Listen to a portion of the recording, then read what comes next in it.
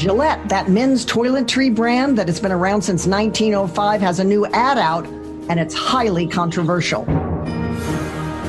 Some airlines are beginning to allow you, the passenger, to tip a flight attendant, but is it a good thing? And net neutrality, has it been the disaster its opponents said it would be? Hello there, Terry here on Think America, where we reason first and then converse. Welcome to the program. This is America's Radio Town Hall, where I invite real Americans to the microphone to talk about all kinds of issues that are on their mind. Thought-provoking conversation starters, we say every single week, where there's really no wrong or right answer. Feels great to get it off our chest and just talk about things, which I think more Americans should be doing with this left-right divide that's upon our country. I've invited Richard to the program. Richard is a retired airline pilot or he is an active pilot rather, but a retired science teacher and marketing teacher. Nice to have you, Richard. Thanks for doing the program. Nice to be here, Terry. I like to do it. Megan Porth will join us in her segment toward the end of the show. Let's get right to it. Gillette is a men's toiletry brand. As I just mentioned, they've been around since 1905. And if anybody were to say to me, one day you'll be talking on national radio about Gillette razors, I would have said, you got rocks in your head. But here we are. In 2005, they merged with Procter & Gamble with a theme called, through their marketing division, probably Madison Avenue, the best a man can get. That has been the tagline now for some time, and naturally refers to the best shave you can get. But now Procter & Gamble has decided to put a new spin on the shaved face, which basically encourages men from harassing, from mistreating women, along with stopping the bullying of other men. Now, some people say, what's wrong with that? The people that answer the what's wrong with that point to, oh my goodness, now razor blades are part of the PC culture. Now, I've seen the ad. I've got some mixed feelings myself about the ad, but let's address this larger PC culture. What is it about razors or Gillette or Procter & Gamble in general that they feel, do you think, Richard, they feel they need to jump into this political discussion now, the fray, if you will? What's going on there, do you imagine? It's the kowtowing to the radical left, and so many people on the board are on the board because they were already given persuasion, whether it be male, female, black, whatever. And they are now part of this, let's tear down everything that has to do with men and America. And I saw that ad and I was offended by it. Well, let's break down the ad a little bit. Were you offended when they call out men bullying other people, including boys? Is that offensive to call that out to you? It's not offensive to call it out, but the fact is they implied that all men do this, and very, very few men do. I just don't need some PC wacko insulting me and telling me how to act. Just for clarity, that's a very astute point. They've lumped all men together and not singled out bad behavior of the few. That's correct. If you take a look at the feminists of the past couple of decades, they hate men. And they started saying we need to take all the toys away from boys and give them dolls and make them dress like girls and act like girls and raise them like girls. They hate men. And I'm not going to put up with it. All right. The other side says it's the theme of be better, which sort of reminds me of what Melania Trump's theme is in her first lady her first lady ship, and that's be best. So here they're saying be better. So that's strange bedfellows, right? Because the far left can't stand Melania Trump. But nonetheless, their idea is be better. So they're going to call out horseplay or wrestling that is borderline bullying at the cookout. They're going to call out outright bullying of chasing boys down a street. They're going to call outright catcalling of women.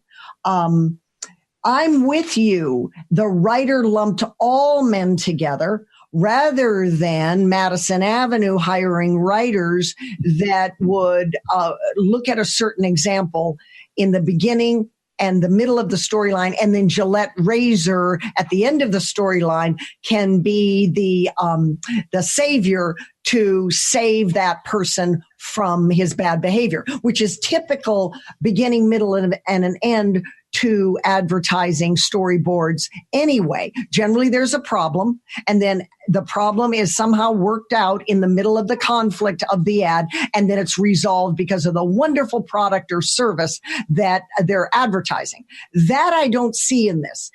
You're right. It's a political style ad. That's correct. And I think a whole lot of people are thinking the same way. There's been a huge uproar about it. And they're going to be losing a lot of business. They lost my business. I sent an email to the chairman of the board. I said, you'll never see another Gillette product in my house for the rest of my life.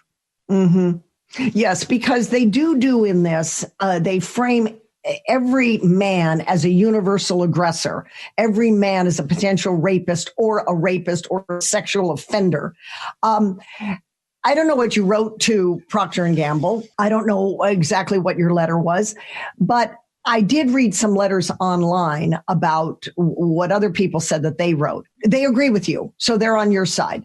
They say you want to stop bad behavior. All right, what about your bad behavior of hiring young, and they assume it's millennials. I don't know if millennials are writing for Madison Avenue. I don't know if they're ad men or not, or ad women or not. But they are saying stop the bad behavior, including bad boardroom decisions that slams all men. That's absolutely right. I just basically told them I was offended by the whole thing. I'm not going to sit here and put up with this. And you'll never see a product like yours in my life. The Dollar Club and Harry's make some really good products, and they're going to get my business. What do you think the corporate messaging should be then? If this is verboten for you and they're not going to get your business, Richard, and you're a man, I assume you, I don't know, but I assume you don't have a beard. Do you have a beard? I mean, you shave, right? I do not have a beard. I do not have a mustache, although I used to have one. Okay, so you shave, and you just told us you're going to go another direction with your dollar, and you're going to buy their competition. But what should their corporate messaging be? The corporate message should be how good their razors are, how good their products are. Stay out of politics. It's none of their business. Stay out of another direction they could go in is go like Geico. Just make everything funny and unusual and loony. Geico started out kind of being this brand that was sort of flatlined. And then they said, well, Geico, because it's an acronym, right? Government Employees Insurance Company or Corporation or whatever it's called. It's something like that. I forget. But anyway, it was an acronym, and then said, that sounds like a gecko.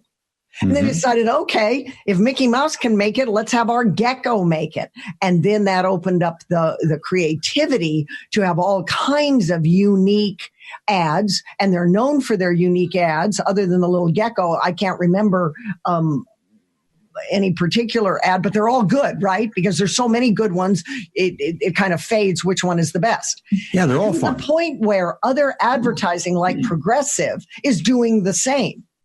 And farmers, we are farmers, bum, bum, bum, bum, bum. And you see these unusual instances that they insured, whether, it's the moose ad comes to mind. So there's other ways of doing it other than saying our razor is best. The crazy thing for me, Richard, is why in the world, when something is working, the best a man can get, would you want to mess with that? That just seems so counterproductive. You created this great, that's like when new Coke came on the market, right? And what was wrong with Coca-Cola? You don't mess with Coca-Cola and change the name. And that new Coke went south. So why would they want to do that? Well, you get all these marketing people in there. They have to do something different to be different. They have to make a name for themselves. And to think that by making a name for themselves, they're going to get a raise or they're going to get a promotion or they're going to get a new client somewhere else along the way. Marketing people do this. And these board members, who knows how many new board members they had who were pushing for something like this. So you're saying don't change the wheel, don't reinvent the wheel.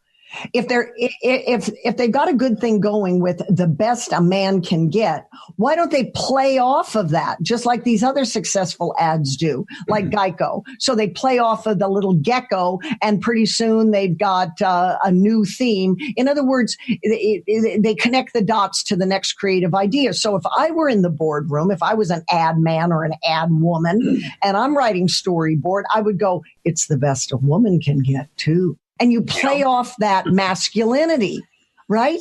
But instead, they shot themselves in the foot. It's so, I'm mystified by it. Now, can you imagine today, you remember the Marlboro man with the Marlboro cigarettes? Right. Can you imagine the hysteria these same people would be in if those ads were being played? They would go insane. The whole system is going crazy. Well, if you're really creative, you can link with the new trends that are out there. Sex always sells, the best a woman can get too. You can do all of that. And it still is appropriate for television, today's television. It can be suggestive without going over the top and all that. Sex always sells. Youth always sells. Money sells. Movie stars always sell if they're attractive. Pretty faces always sell. You can say our razor is new. What's new and different without shooting themselves in the foot? This seems to be so unusual. And by the way, I want to make one little more footnote about this. I noticed that this new woke ad is playing right before the women's movement, and people are talking about it right after the women's movement, the march that was on Washington just, last week? Right. Last weekend, and before the Super Bowl. Mm-hmm. I think it's a test to see if it can play at the Super Bowl. They might scrap it because they're getting a lot of pushback, including people like yourself. I think it's kind of a play to see in the meantime between the Women's March, with the women's movement and the march. This is now the second year for the Women's March, I believe, or it's the third year now, I guess. And third year, thank you. And before the Super Bowl, because if they're getting enough pushback before the Super Bowl, do you think they'll drop it and throw in something else, more masculine maybe? They should, but I'll bet they won't. Their egos are on the line now. And they're forgetting one thing. Very few, small percentage of women are part of the radical women's feminist Me Too thing, or whatever they want to call it today. Relatively small percentage of people are like that. Most people are normal. And they're forgetting the normal people and playing to the radicals. Mm-hmm. Let's leave it there. It's a good discussion, and we'll see how it plays out or not during the Super Bowl. Straight ahead, airlines are saying it might be okay to tip a flight attendant. We'll see. When Richard and he is my special American guest, average American, coming on the program when we talk this one out straight ahead. I'm Terry. Stick around.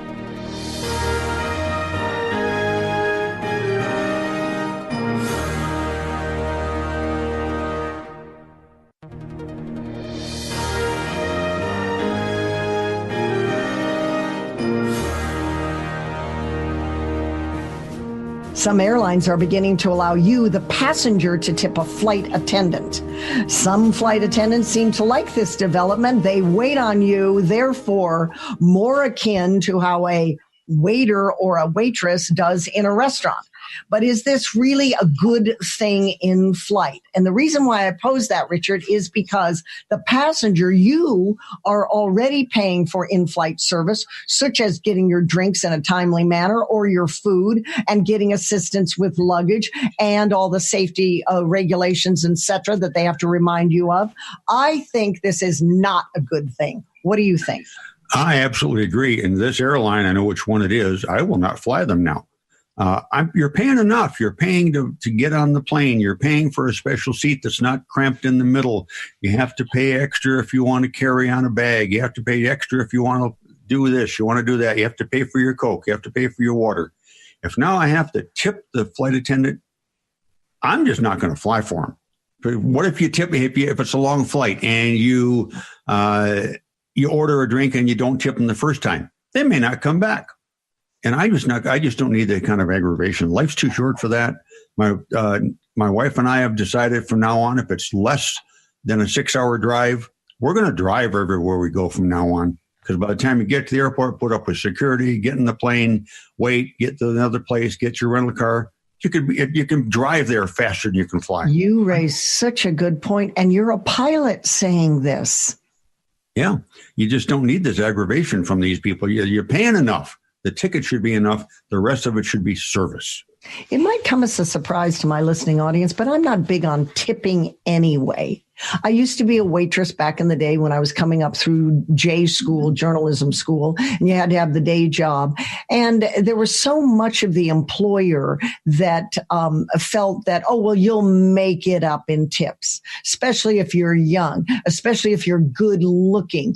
So they were using a lot of women. They didn't hire men waiters. They hired all waitresses. And it was just a little rib joint. It wasn't anything like, the Playboy Mansion or anything like that. But there was this sexism involved. And to play off of that, then you will get the extra tips. So therefore, only minimum wage.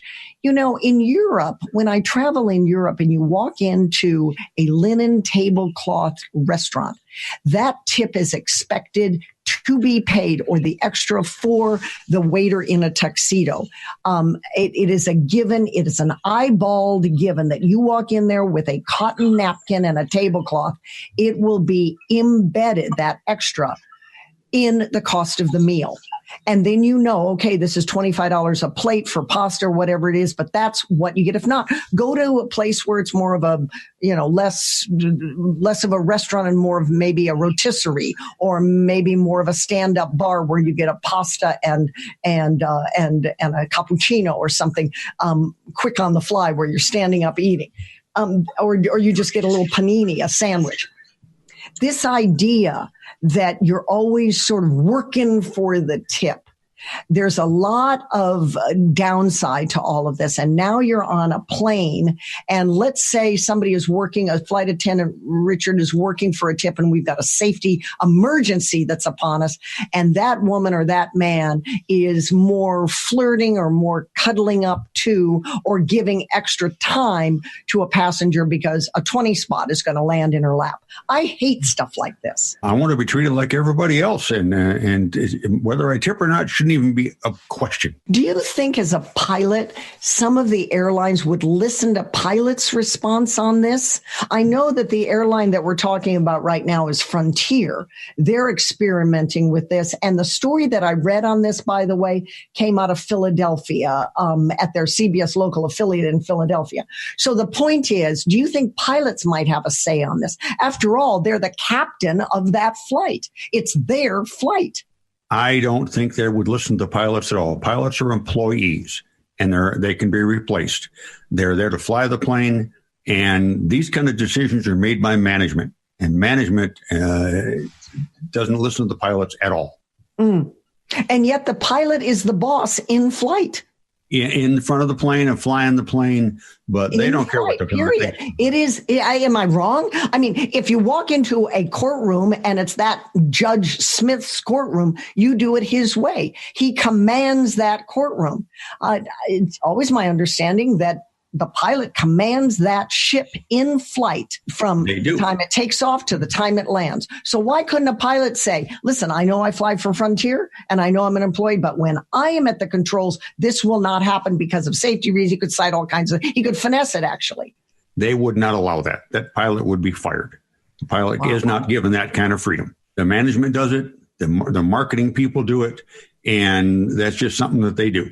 And the pilot doesn't really he flies the plane. He has control of the plane. But the other kind of policies to say that my airplane, you don't do this. No, they would not allow that in a minute. Well, I'm sure if it had to do with something that was terror related, God forbid, or other safety related, God forbid, there's another problem. I'm sure that he could step in and say, because of safety concerns, this will cease and desist or whatever. But these kinds of things, you're absolutely right. Don't create a level playing field. Passengers are treated with kid gloves on some, just like in first class or whatever, but they're paying for that service anyway. I think this is a bad move. I think Frontier should drop it right away. And the ones that want this, they should think twice about them being a flight attendant. That's my take. I absolutely agree. and I'm glad I got a pilot to talk about this on the air with us today. Thank you so much. Let's leave it there. When we come back, fake news. How do you define it, really? What is fake news? I'll be back.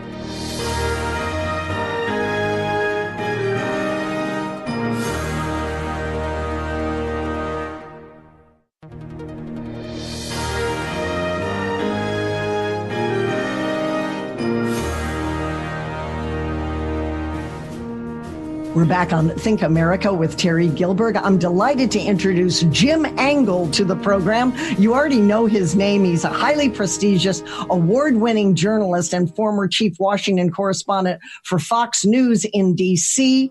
He has a resume around the block with all of his journalism prowess. And now he is doing a new show, a wine show, which we'll talk about at the end of the segment. I booked you, Jim, and welcome to the program to talk a little bit about fake news, since you've been a journalist for years, and I am a journalist turned talk host. I was a TV news journalist for years as well. And I want to get to the subject of, are journalists really the enemy of the people if we're under this umbrella of fake news? So welcome to the program, Jim Angle. Thank you very much. I appreciate it, Terry. All right, fake news. How do you define it? Well, a little differently probably than the Trump administration, and certainly differently than the Democrats. I mean, the president sometimes seems tempted to call anything that is critical of him as fake news. That's not always the case, though it is often the case. The fact is, this whole matter of fake news goes back many years. Fox went on the air in 1996.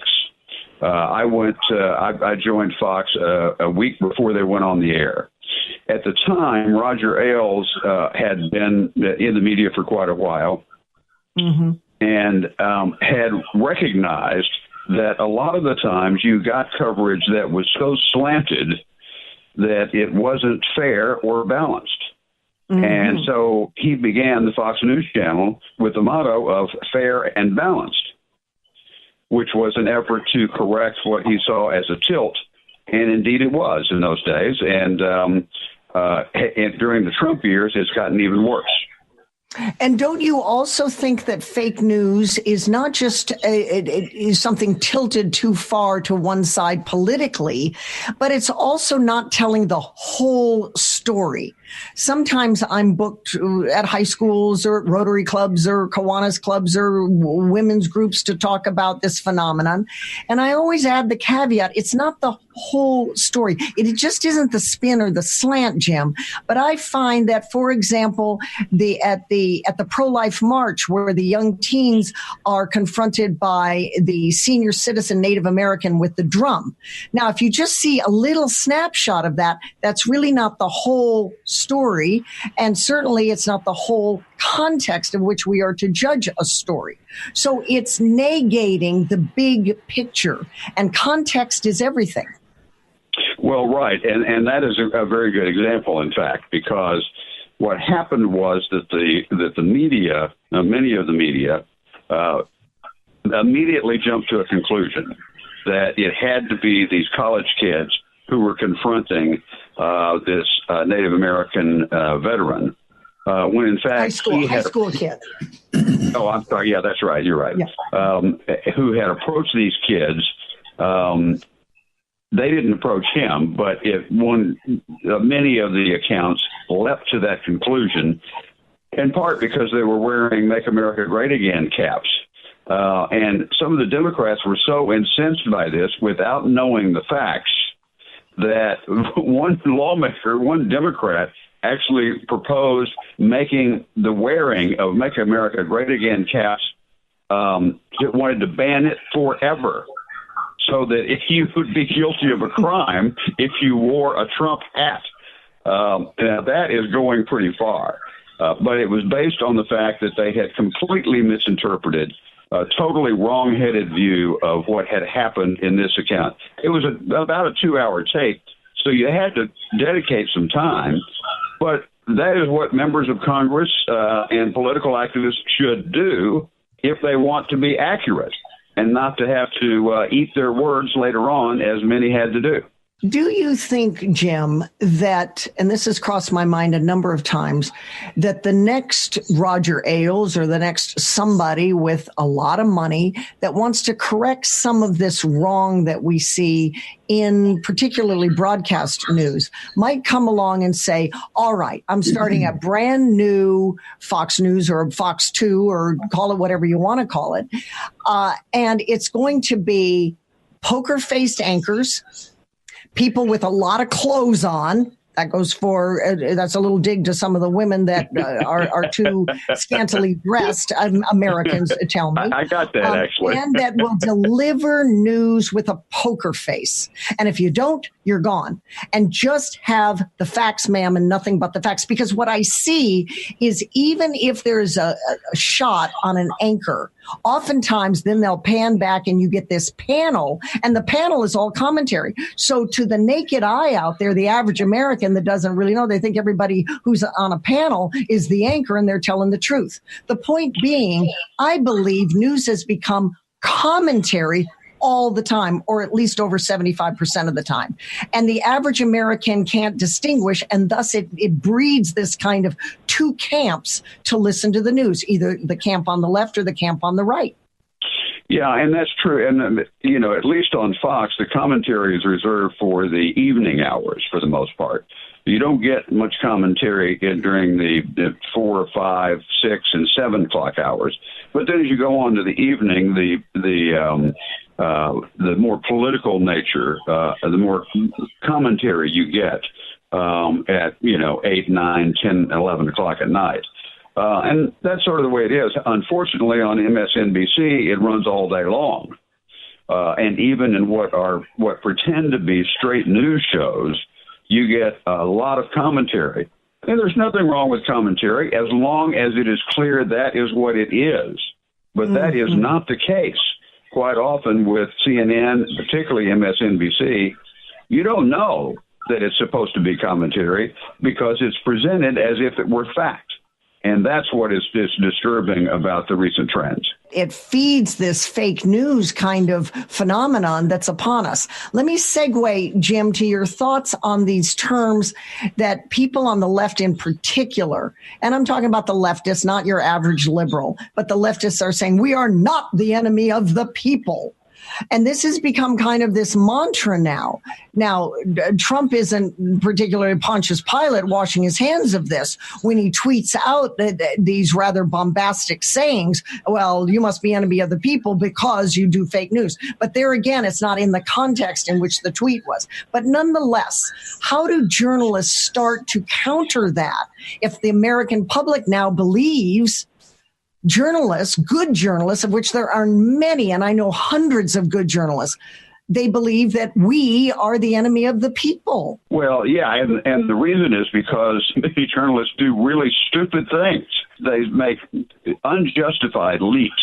For instance, you had MLK's birthday. There was, I can only call it a rumor, that the president was not going to recognize MLK on his birthday. And there was also an earlier story that he had removed the bust of MLK from the Oval Office or from the White House. That was simply not true. The president and vice president went to pay homage to MLK on his birthday, but you had a number of people who were saying that he had assumed beforehand that he was not going to do that. And therefore, and that helped a lot of them make the leap that Trump is racist. I've heard people say flatly that he is a racist. But they wanted to argue in advance that he wasn't going to recognize MLK's birthday. Of course he did. So where do those people get the notion that he wasn't going to do that? Because the floodgates are opened, completely open now for fake news. And so, and with the rise of the internet, the popularity of the internet, anything seems to go. We're down to the last 30 seconds. I'll give you the last word, Jim. And thank you again for being on the show. My pleasure. Well, and you can see where Trump would get the phrase fake news, because that was completely fake, and in advance of the birthday. So they were just assuming that he wouldn't do it. Now, that's what assumptions, as you know, the old phrase, assumptions can bite you in the rear, and in this case they did and often do. Jim Angle, formerly the chief Washington correspondent for Fox News in D.C. More Think America straight ahead.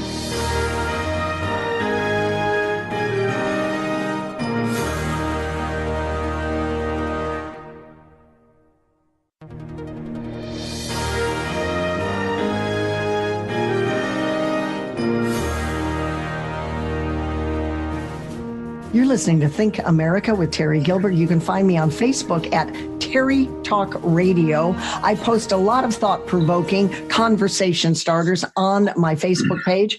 And you can download our podcast from our website. If you go to thinkamericaradio.com and go to the red box and click on that button there, you can get all of our archive shows.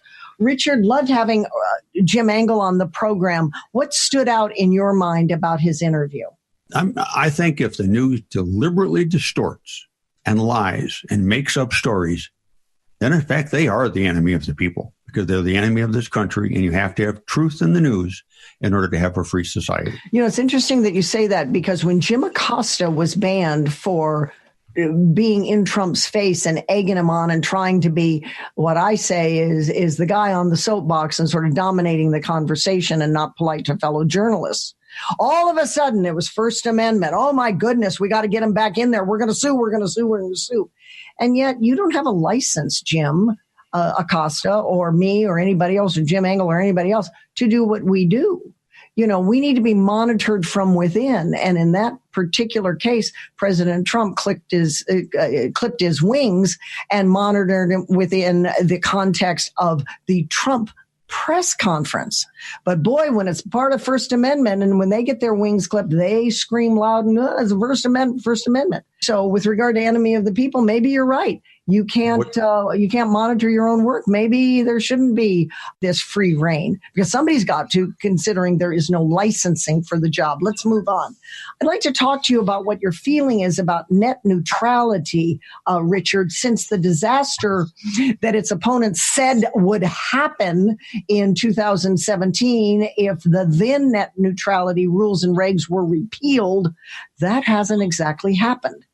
Let me elaborate for our audience before I have you answer. According to an editorial in Investors Business Daily, quote, a year ago, net neutrality zealots warned that that its repeal would spell doom for a free and open internet. Net neutrality, in case our listeners don't really know, is the principle that the internet service providers treat all data on the internet equally. In other words, if you're a little website versus, let's say, the Drudge Report, for example, there's people that hit the Drudge Report 3, 4, 5 times a day, but the little site is treated equally to the Drudge Report. Now, my personal take is that that horse is left to the barn. People are going to go with where they're familiar, and the little site needs to do some catching up. So there's all kinds of ways that, let's say, a small business owner is trying to compete with the bigger ones. And the Drudge Report, by way of example, was one of the first out there to capitalize on this brave new frontier called the internet. But nonetheless, there was this day of action in July of 2017 that it's going to be a disaster if we get back to net neutrality. How do you feel about the net now? Do you think it's neutral? Do you think the world has ended? Is it doom and gloom? I don't see that. I didn't notice any difference. It all looks the same to me. Nothing has changed. Facebook is still biased. All the other ones are still biased. There's no problem. It's just that from what I understand, because of the lack of regulation, speeds for internet are getting faster. So, hey, if that's what deregulation does, I'm happy, all for it. Do you think speeds are faster than and benefits the little guy the way it benefits the big guy? I think it benefits everybody. The faster speed's the faster speed. Doesn't matter who you are. What about some governments? Because it's the World Wide Web. What is your take on some governments regulating their internet? For example, certain governments in Africa, or certain governments in Europe, or certain our government. Some of the stuff that's coming across, for example, maybe this is just an example, Copenhagen, let's say. kind of is not particularly welcomed maybe here or in Mexico or in Argentina. What do you think about that? Well, that just shows they're not really free countries. If they regulate what people see and hear, those countries aren't free. I don't care what they call themselves.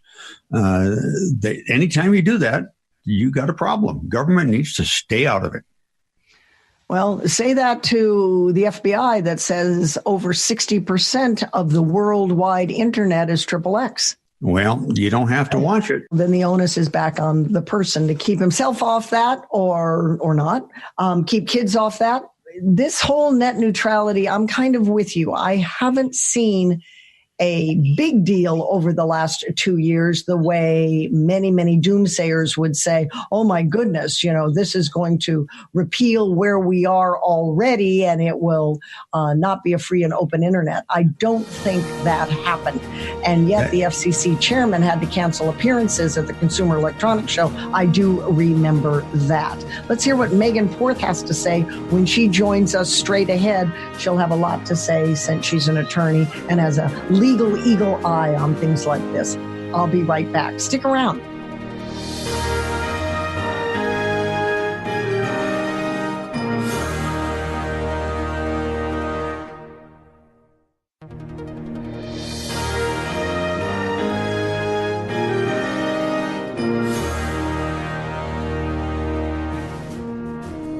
We're back on Think America with Terry Gilbert. If you'd like to download any of our archive shows, please do so. We welcome you to our podcast. There's years of shows there with all kinds of interesting, thought-provoking conversation starters. Go to thinkamericaradio.com, click the podcast red tab at the top upper right corner.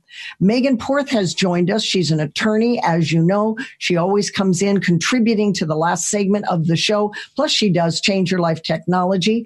She is an attorney. She is a mom, and she's the owner of an online law office, yourcontractshop.com. She is a whiz with contracts. Visit yourcontractshop.com, which sponsors this program. Hello, Megan. What do you have to say about net neutrality? Has it been the disaster in the last 2 years that its opponents said it would be? Of course not. And as usual, Terry, the free market provides, which I'm so happy to see happening. I'm so happy we have this opportunity because I think there are so many times when we don't have the opportunity to actually have the free market address an issue. This is one of my favorite things about technology, Terry, is that the government is not fast enough. And generally, people don't want the government involved because of that stagnation. And let's be honest, this issue with net neutrality that especially people on the left have been trying to overcome, this could have been a problem that was actually caused by the government initially. And this is what I keep seeing over and over again when we look throughout history. These large cable and telephone providers and internet providers, AT&T, Comcast, et cetera, have received billions of dollars in government subsidies in order to keep them afloat. If the government had simply stepped out and not kept these huge conglomerates alive, then we would see more net neutrality, wouldn't we? We would see more of the free market providing different options for people. The government cannot solve the problems that it can created. It can't solve any problems, but it definitely can't solve the problems that it creates. And it's not even looking to do that. This is what makes me laugh, is that it's not even looking to solve the problems. It's simply looking to centralize failure. They're not removing it. They're centralizing, much like they do with the banks. Of course, we saw an issue with that in 2007 when we had massive bank failures and, again, massive subsidies, them trying to patchwork their problems or patchwork the issues that they solved, that they caused. And moreover, this is simply a political, this is just like the Dreamers that I talk about. This is simply a political platform, Terry. They do not actually care about net neutrality because the truth is they don't actually understand it. They don't understand that they need to go through. If they really want to help with net neutrality, then they need to actually look at the individual issues. For instance, they don't care about whether upload speeds match download speeds, which actually has a discriminatory effect on certain types of businesses. All they want to do is centralize and make sure that they're the ones controlling it. And then later they might sell you on some of these promises, not actual products. So I'm excited to see us have actual net neutrality where the free market will provide. We don't have a centralized choking point. We will reduce corruption and unfair practices, and we will have legitimate net neutrality by allowing the free market to provide. Where is this going with governments not being able to regulate the internet very well? Other countries having a hand in the internet, not the way we have it. What about that? I hope I understand your question correctly, but the truth is that we are such a large marketplace, Terry, that if we continue going with this neutrality, other countries will have to comply, and we will have to do the same whenever we are working in places like China. I work in a lot of international contracts, and the truth is that we have to look at what their laws and what their customs and what their practices dictate, and we have to adjust. And the great thing is you get to do it on a case-by-case situation. It's not this blanket regulation. Go ahead with your Change Your Life technology, and we'll have another time to talk about net neutrality, I'm sure, on the program going ahead. Well, I'm sure you've heard about a number of drownings that happen, especially around summertime. And unfortunately, the response time has to be very quick. We have about between 3 to 5 minutes before irreversible brain damage kicks in. Well, at CES, which is actually a consumer electronics show in Las Vegas in January of 2019, Coral Manta unleashed a first of its kind hexagonal shaped device, which can predict using a video camera and artificial intelligence can predict a drowning. And it sends notification to the homeowner as well as to the people who are in the vicinity to assist that person in their drowning. It is the first of its kind. It's $2,000. You can actually buy it on their website today. Sounds like an awesome tool. Thanks so much, Megan, and your comments about net neutrality. Richard, so nice to have you on the program here on Think America. And to all our listeners and emailers and people who like the podcast, download the podcast. You can find me at Terry Talk Radio on Facebook. Join in there and join in at thinkamericaradio.com. I'm Terry Gilberg. Remember, think America, reason first, and then converse. See you next time.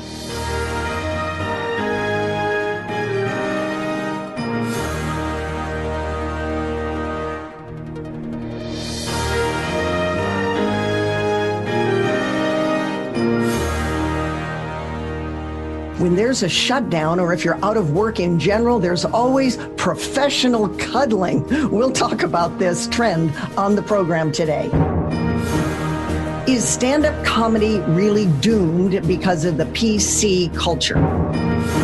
And January 27th is Holocaust Remembrance Day. I'll have an interview with a Holocaust survivor.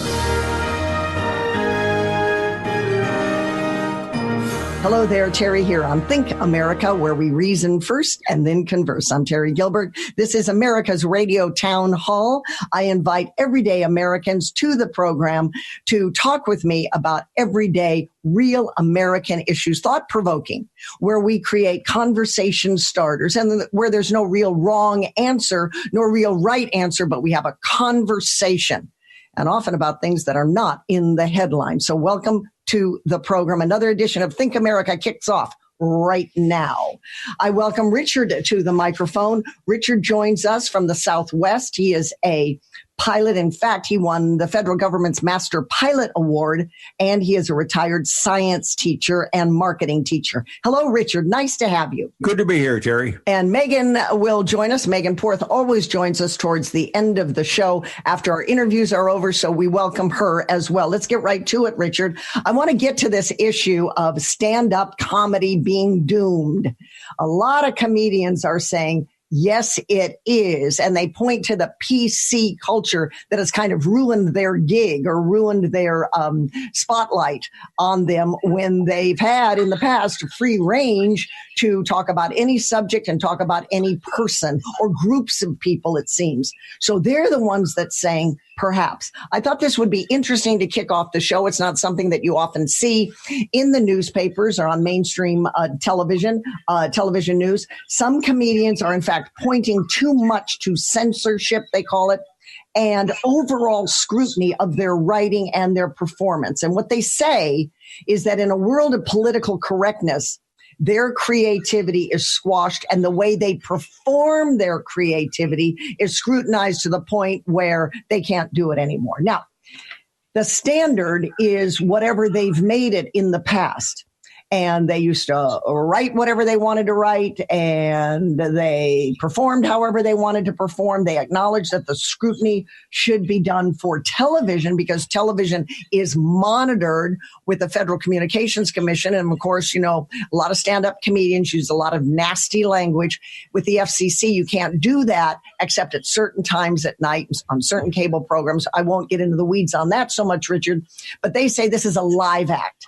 And oftentimes their live act is done late at night, like maybe 10 o'clock to 2 o'clock in the morning, when there's an older crowd, an adult crowd, and the bars are full and the language starts to fly, right? So they say it shouldn't happen in stand-up. Yet the world has changed a lot with PC, and even they are experiencing this new sense of panic. Do you think, as some comedians say now of others, baloney? The ones that are complaining, Richard, they say, are the ones who are lazy and can't get back to new material. What do you say about that? Well, I'll tell you, I think there is a huge push by the PC crowd to get their boots on the back of all of our throats and just shut down everything that they don't want to hear.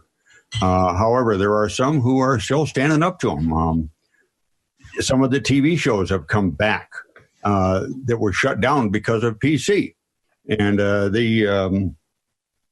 I think it's not so much laziness, but these PC people are mean, and they will, if they can't prosecute you for what these comedians say, but they can sure get the venues to turn you away.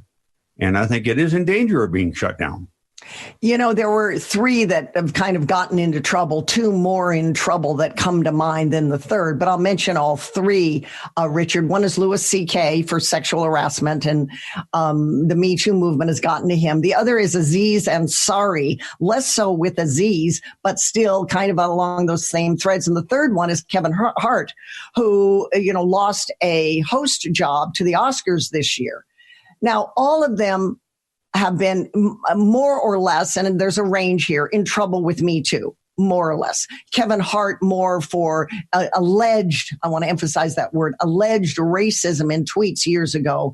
But there's a little bit of Me Too sprinkled in there as well from what I read. They say they're way over scrutinized. They say what they've done in private needs to be considered in the context of that culture. If it was 10 years ago, 20 years ago, or whatever, I tend to agree with that. We should be judging each other based on the larger context. And that personal life should be off limits. It's what they do in their professional life and so on and so forth. Yet what's interesting about some of this is now that Louis C.K., for example, has been raked over the coals and he's this bad guy with Me Too without having his due process fully flushed out, he now says he's now starting to respond and say this. I pulled a quote for you, Richard. They say, look, they took away everything. So I have nothing anymore, and therefore I don't care anymore. Life is over for me, so I don't give a bleep. And he's gone back to stand up with the vulgar tongue and doing his craft, and he doesn't care. Now, that's one reaction to it, where I would say about a year ago he was caring because he was looking at lawsuits, and now he says, oh, well, I don't give a bleep. Is that the reaction we're going to get to stand up to the PC movement as more PCers dig away at even stand up? The courageous ones, yes. The ones who actually believe in what they're doing, and they don't care what these other people think. But there's a whole lot of people who will submit rather than stand up and fight. And that's the problem. So many people submit. Look at all the TV shows. Look at all the networks. One person complains and they shut an entire TV show off. I like what he did. Stand up and do it anyway. And he's probably going to end up with a whole lot bigger audience in the end. I understand your sentiment, and it's probably what we need, what they need to do, vulgar and all. The beauty of stand-up is the ability to mock, and with the crowd's applause, everybody, everything, and to get that kind of audience interaction. So you see kind of what reminds me of, what was that group in Chicago? The Chicago troupe that was so good on their feet. They're still around. And they do a lot of ad lib, a lot of good stand up, really play the crowd, right? So they got to think on their feet. If you're constantly second guessing what you're about to say, then you're not really doing your craft now, are you? Because no, you're not. The PC is so in your head. You've got to monitor everything you say. You're walking on eggshells, even though you're on the stage. And so the point I'm trying to make is, in spite of all the vulgar language and in spite of kind of the base talk that you get in that nightclub crowd, there is a freedom when you finally say, I don't give a bleep anymore. And so to hell with you. And I'm going to just do my craft and they're going to come or they're not. So there is a freedom in that. And he's gotten back to that. So sort of going full circle now. Yeah, absolutely. You've got to have the freedom to do what you want. And insulting people is how most of these guys got started in the first place. Yeah, the pendulum has swung. That's for sure. The other problem that I find with the PC movement, particularly with stand-up, which had free range, and it's one of those areas that always has free range because it starts in nightclubs, predominantly in nightclubs, and you pay a ticket to go there. Just like it's not something where it's a government rules and regulations institution. It's not something in the public. It's a private nightclub. So you pay money and you come to understand, for the most part, what you're going to get. All right. So the thing with PC attacking comedians is that they don't have any boundaries for what may be off limits, even of themselves. So they themselves have become a target now of the comedian culture.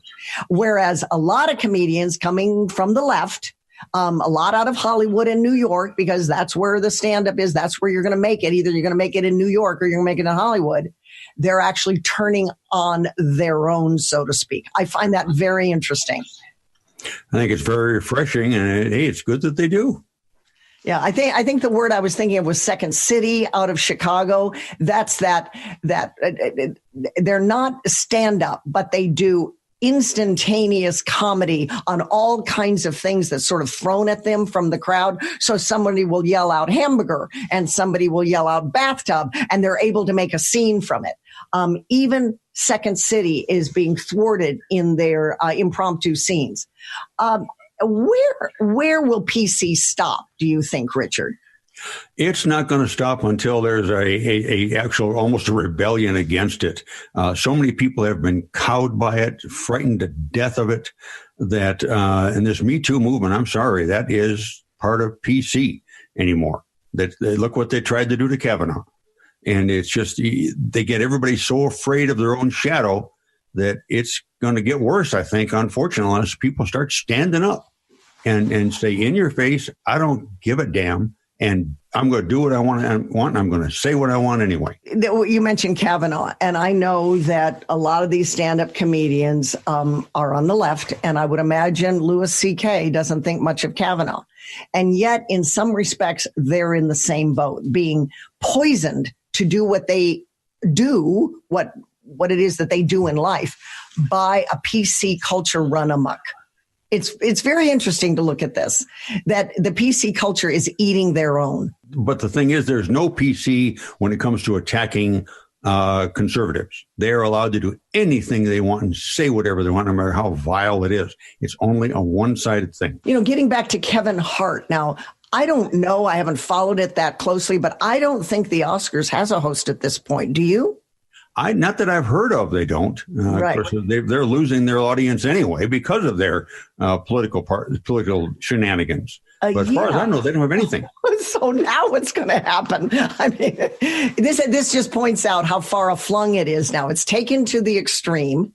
And now they don't have a host because every host will be scrutinized and will be ridiculed. So it's those that mock being mocked, and now they're kicked out of the job, or they say, no, it's not a job I want. I did hear one thing. I heard that they might get Whoopi Goldberg again.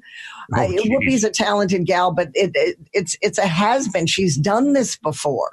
You would think with all the talent and all the fresh talent that's coming up in Hollywood and New York, they would go with Whoopi Goldberg again. Really? Well, they probably can't find anybody else who's willing to put up with the risk. Well, you know what, Richard, they can find, but these would be no names that would jump into it to make a name for him or herself, and would go for it. No boundaries. People that, just ooze performance ability and have no boundaries. They're probably young. They're not experienced enough to say, whoops, this is a danger zone. And their agent will say, well, go for it. And the agent then has an instant client on his hands with fame, and they can bomb, and the Oscars will bomb. There are people out there that would do it. Find me at Terry Talk Radio and thinkamericaradio.com. Subscribe to our podcast. Be right back.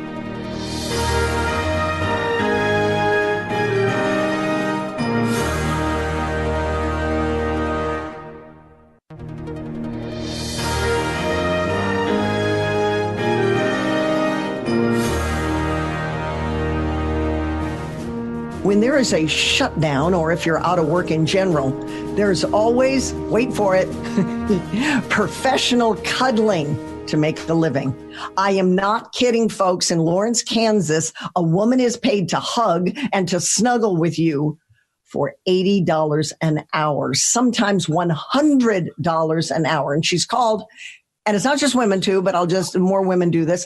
She's called a professional cuddler. Some years she clears upwards $50,000 a year to lay and cuddle with you. Platonic style, I might add, if anybody was thinking otherwise.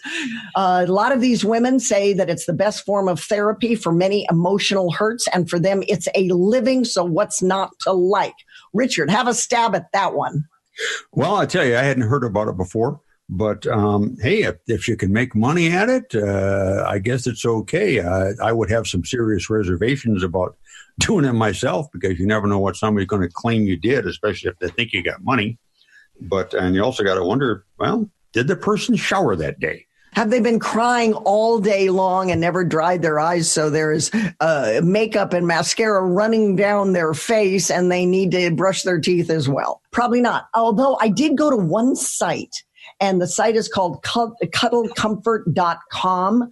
The client uploads what the client wants, and the site downloads various photographs with a bio of the cuddler. Some of the cuddlers address the platonic versus the sexual. They address arousal and how they handle that. They address whether they want to cuddle with only their own race. They describe whether or not they want to cuddle with their own faith life, religious life. Maybe if you're Christian, you don't want to cuddle with a Buddhist. There's all kinds of vetting that's done, which I found extremely interesting, and how they handle anything beyond cuddling, so that the client knows that certain things are off limits. However, now you are cuddling where? On a park bench? Are you cuddling in someone's home? There's a big difference between being out in public and cuddling on a park bench in Central Park in New York, and having a man that finds her on the internet come into her apartment to cuddle. So there's all kinds of ways that the cuddler vets.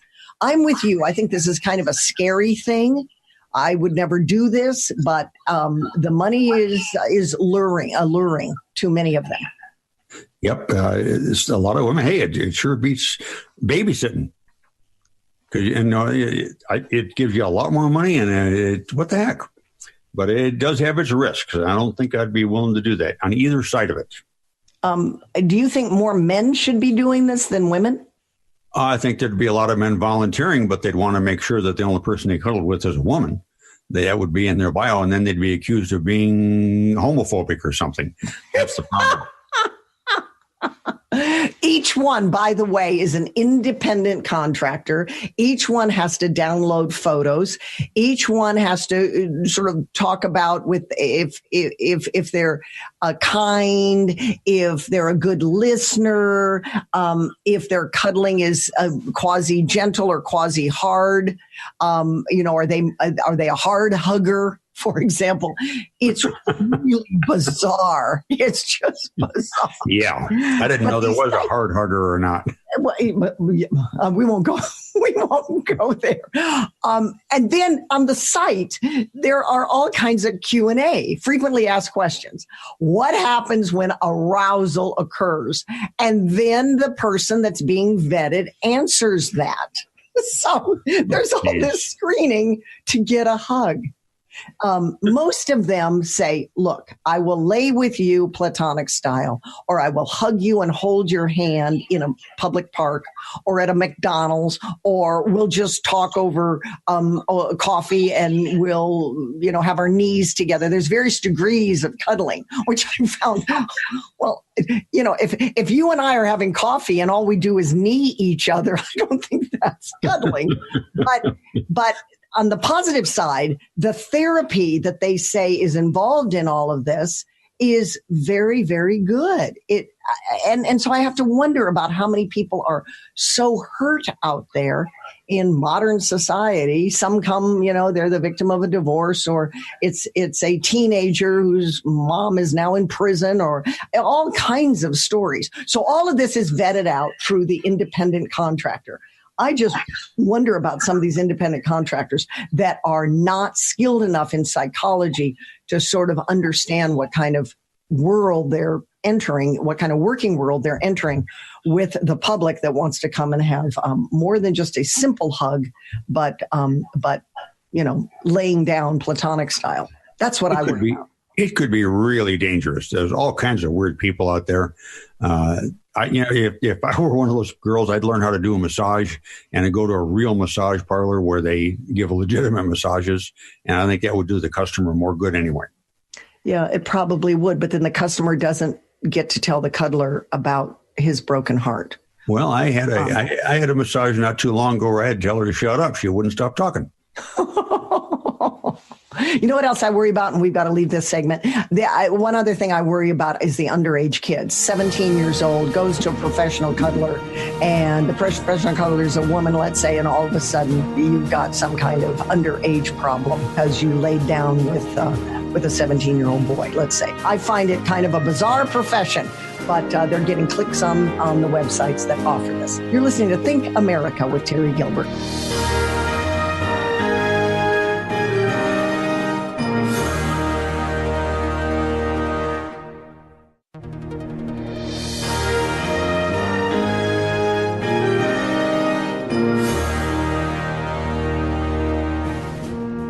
I'm happy to bring to the microphone Dr. Dirk van Leenan, who spent time as a child in a concentration camp in Belgium during World War II before he was rescued by the British. He's got 3 books on the Holocaust, and upcoming after this weekend is Holocaust Remembrance Day. It falls this year, January 27th. So I'm bringing him to the microphone on our program to help this audience remember the Holocaust, World War II, and what some people sacrificed during that period of time. Nice to have you, Dirk. I'm glad you can do the show. Hello. Thank you, Terry. Yes, hello. How are you? I'm just fine. You're the author of now a new book called The Last Train to the Concentration Camp. And this is the 3rd in a trilogy, which draws on your family's personal experiences during World War II. So let's go back to your father. What was your father doing to resist Nazi occupation? Take us back in time. He was in charge of hiding Jewish people and getting them safely out of the city, The Hague, in Holland.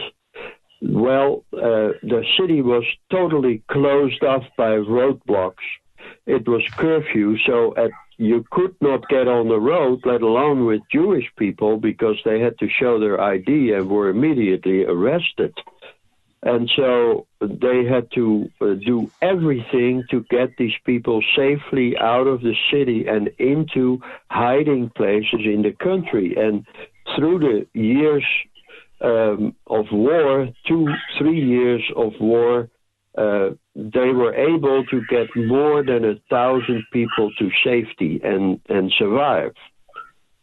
However, because of my father's work, the Nazis were very mad at him, and they wanted to catch him in the middle of a group of Jewish people. Well, they did finally, after chasing him for weeks with 2 trucks and 16 soldiers with binoculars, and my father had no idea he was being followed.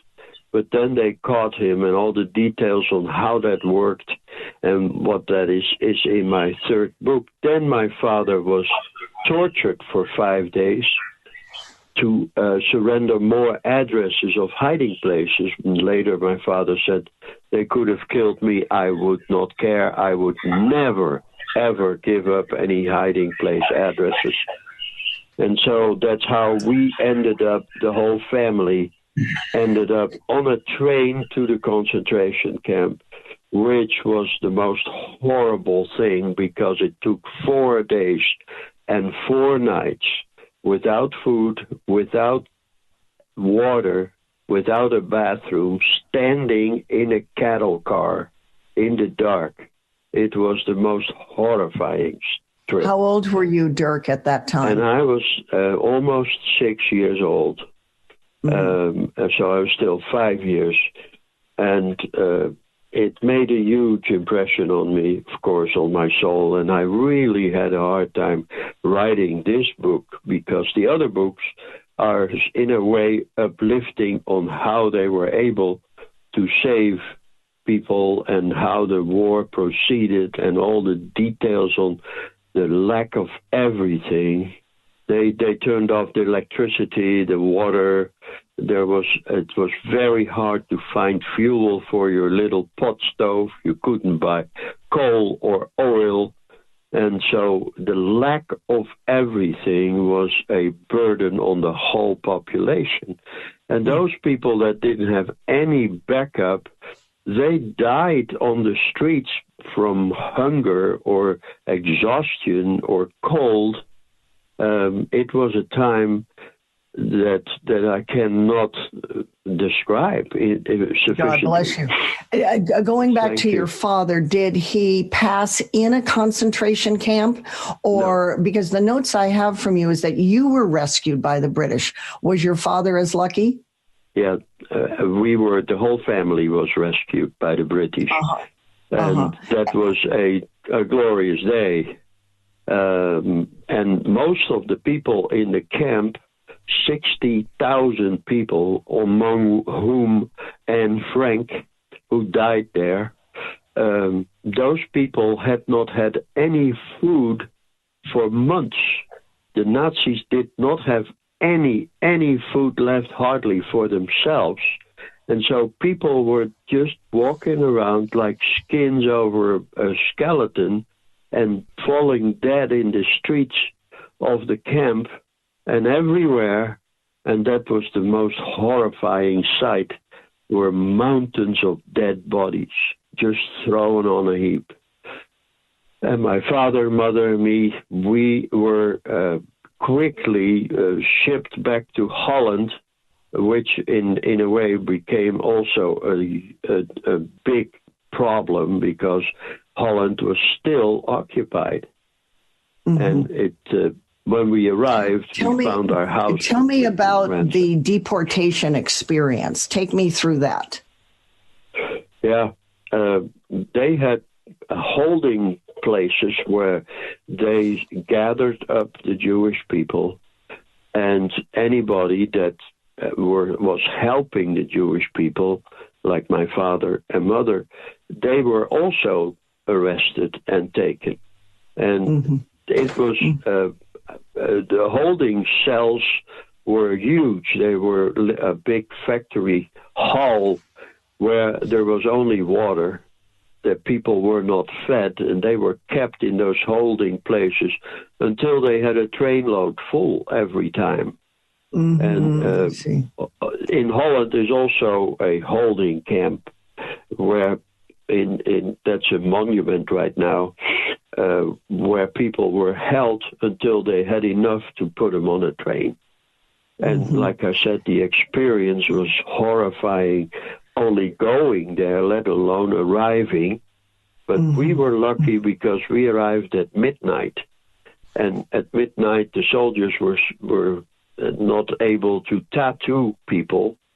So we were put in a barrack where already people were, and they were saying, well, don't worry, tomorrow it'll be over. We didn't understand what they meant. I didn't. My father probably did. Now, did your mother work with your father trying to hide Jews and Catholics? And all right. Oh, yeah. And were you separated from both of your parents as a child in the camp? No. Because we arrived at midnight, the whole trainload was pushed into a barrack, and the next day they were supposed to process people. And what they did was the children were separated from the parents then, and they were killed first. But in the holding camps, they were not separated or killed because they were just held at ransom. They did not have any killing machine there. They killed them by. We're down to about, I want to move along because we're down to about 2 minutes, maybe even less. Let me ask you this. I know you lecture in schools, in churches, other venues, giving weekly presentations about World War II. Do you think in America now, history could repeat itself? Absolutely. It's already, Iran is saying we're driving all the Jews out of Israel. That's another Holocaust. In North Korea, there are concentration camps, dozens of them, with millions of people living in the same circumstances as we did. In the United States, anti-Semitism and Nazism is growing, as you saw on the television. We have to be ever vigilant. Dirk holds a doctorate in horticulture and a bachelor's degree in English. Are you going to write any more books? Yes, I just have wrote another book, which is on the European Union, which is also quite interesting. But we'll have to have you back on that one in another edition of Think America down the road. That's all the time we have. And I wish you well in your authorship. I'm so glad you've written these books, and God bless you. Thank you for being on the program. Thank you, Terry.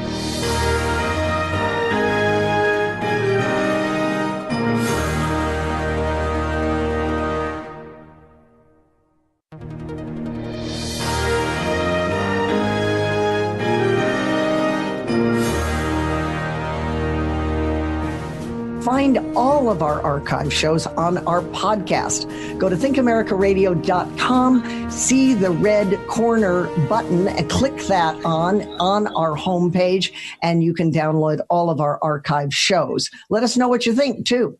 Richard, what did you think about the interview with Dr. Dirk van Leenan? Well, it was quite interesting. A lot of people have gotten the idea that the Holocaust never happened. My father was a bomber pilot, navigator in World War II. He traveled over to all these camps with the commanding general of the 8th Air Force at the end of the war. He says, I saw it. It happened. Don't anybody ever let you tell you it didn't. Yeah, my father, see, he was talking about Holland. My father was a glider pilot during Market Garden with the Allied forces. We didn't get into much of that, but my father went to his grave saying the same thing. Don't tell anybody that it didn't happen. It happened. Tell everybody that it did happen. That is, put it in the positive. Let's move on. Richard, let's say that you and your husband, or you and your wife, plan on getting a divorce. But in order to do that, you must first appear in a court dressed the same way as when you were married. In other words, in your tuxedo, and she in her white bridal gown, or if it was off-white, whatever. In other words, the way you were married. would that be effective to changing your mind? There is some discussion on the website about happening in Ghana. Now, it's a little bit, there's discussion that it does happen in Ghana. According to some judges, they say, all right, you want a divorce? In my court, you got to come dressed in the way you were dressed, the same way you were married. Other people say, no, that doesn't really happen typically in Ghana. But it gave me food for thought to bring this conversation to the air. So what if a couple had to do that? And more to the point, there is some sites about other areas in Africa where if you want a divorce, you have to consult your mother-in-law. So these are sort of unique and creative ways of having a couple think twice about going through a divorce procedure. Do you think any of this can work? Well, I think it would be counterproductive. I'll tell you, my first mother-in-law, she would have paid me to go away before we even got married. So she would have gladly agreed to the divorce. And as far as dressing goes, styles change so often. I tell you, if I saw my first wife and the stuff we wore, I'd run the other way as fast as I could. So it would be counterproductive to stopping divorces. What do you think, maybe in your case, you know, you were divorced and your mother-in-law clearly didn't like you, but what about in general? What if a judge says, this is the way I run my court, this is the way it's going to be, I'm not going to grant this divorce until you both come in a bit like you were. I mean, maybe you're 50 pounds heavier and you can't get into that bridal dress, but I want you to come dressed as a bride. And I want you, sir, to come dressed in a tuxedo. And I want you to sit in my court for, I don't know, I'm making this part up now, for an hour. And I want you to hold hands and I want you to think about things before I even enter the court, because those are the rules of my court. These creative ways to try to keep people together, are they so off in general? I don't mean in your life per se, but I mean in general. I think most people, if they decide to get a divorce, they really thought it through long and hard, and nothing is going to actually change it. You can sit there, you can go through all these antics that some of these judges or whatever it is demand that you do. And in the end, you're still going to get divorced. There's a reason you're getting divorced in the first place, and that is not going to change. Mm-hmm. What about a judge that says, because this was happening in some of the chat rooms, and there were some good threads on this, by the way, with regard to the Ghana story. Well, if you have a husband and a wife come in dressed like they were when they were walked down the aisle, what about all the witnesses? Maybe judges would bring in all the witnesses. And then there was, in one chat room that I went to, there was someone who said, well, I used to be a judge. And I think that's a very good idea. You summon all the witnesses you can from a marriage that was maybe 25 years ago or something. And you get all those people in there, and all those people are going to be sitting there watching you untie the knot. Maybe it will give you pause. I don't think it would. You may stop and think about it for a minute, but in the long run, if you're going to get divorced, if you're at that point, I think you both know it is over. People change, attitudes change, and nothing is really going to save it at that point. You know what the divorce rate is in the United States? Somewhere around 50%, isn't it? Something like that. You got it. It's 50%. And we're, I don't know, something like 10th on the list downward. I think the first one is somewhere in Europe, and then the UK is like third or fourth, something like that. I was surprised to see that. There are other countries that have a higher divorce rate than the United States, and we're at 50%. You kind of wonder, why are people getting married then? I mean, is it really for forever? Let's hear what Megan Porth has to say when we return. She joins us next on this very topic. And of course, Change Your Life Technology straight ahead as well, which is her cameo segment. She brings us life-changing technology, changes people's lives for the better.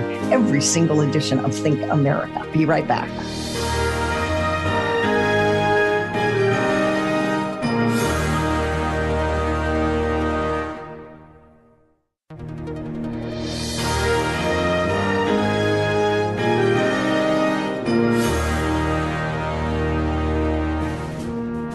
We're back on Think America. Megan Porth joins us. Megan and her firm are sponsors of Think America. She's a contributor to the show. She's an attorney. She's a mom. She's libertarian. And her online law office is yourcontractshop.com. Visit her there after the show. Megan, we've been talking about divorce. And in order to do so in some courts in Africa, so some news articles say, some judges are saying you need to come dressed the way you were married, and that will help you think about whether or not you want a divorce. In my court or in another court, you need to consult your mother-in-law. So there's these kind of wacky, quirky ways to have couples slow the roll before they sign the divorce papers.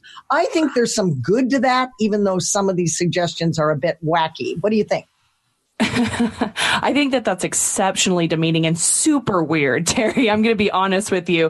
To have somebody parade in their wedding dress. Firstly, I wouldn't even be able to get in my wedding dress. I'm going to be honest with you. So that would be a real sight for sore eyes. But I don't understand this obsession with slowing down divorce. I actually think that divorce is such a phenomenal thing that society has eventually accepted. And ironically, the acceptance of divorce, initially we saw a spike in divorce in the United States, but now we're starting to see that number decline. And I think that's because we're getting more realistic about what marriage looks like. And if I wanted to, let's say, shorten or decrease the divorce rate, I would actually privatize marriage, Terry. I would make it a much more thoughtful endeavor to enter into and easier to get out of.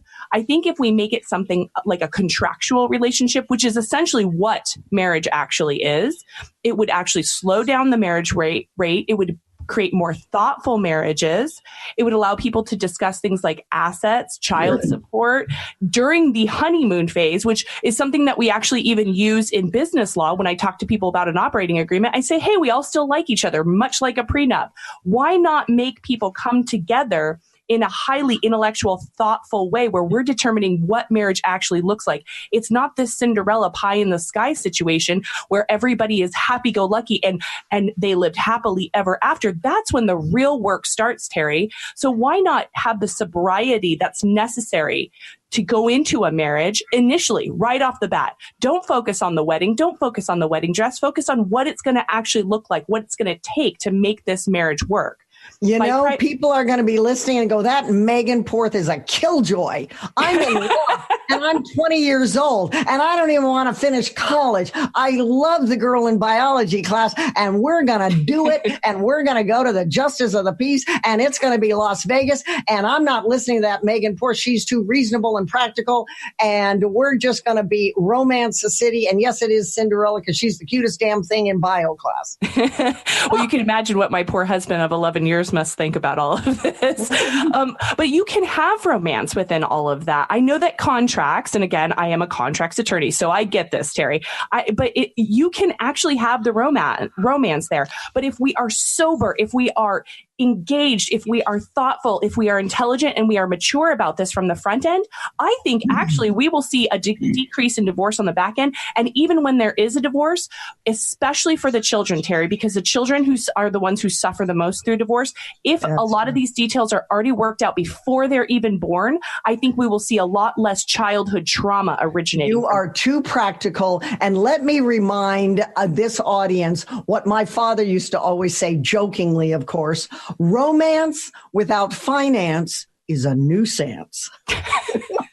What do you got in Change Your Life technology, Megan? Well, Terry, actually, by the age of 74, 26% of adults have lost all of their permanent teeth. So this is a big deal that we're trying to determine as far as how can we help people preserve their teeth? How can we even grow new teeth? Now, scientists have pioneered new stem cell dental implants. We are always talking about stem cells, Terry. And these scientists use their tissue engineering and regenerative medicine to actually use a three-dimensional scaffold and the patient's own body stem cells to grow teeth, Terry. They're finding that they can actually grow teeth in as little as 9 weeks. So they're also able to assist in the areas where they can regrow gum disease, because that's also an issue here. And what we're finding is that with implants and dentures, that there are a lot of issues. So your own teeth, your own gums are absolutely best. So hopefully we'll see some of this coming out within the next year. Fantastic news. Can't believe it. Grow new teeth. That's fantastic. Would that they'd have that during George Washington's time when he had those wooden dentures or whatever he had. Thanks so much, Megan, for Change Your Life Technology and your input about divorce. You're way too practical for young people. Thank you to Richard for being on the program. And thank you to everyone who listens to Think America. Find us on our podcast, all the archive shows at thinkamericaradio.com. I'm Terry Gilbert. Remember, reason first and then converse. I'll see you next time.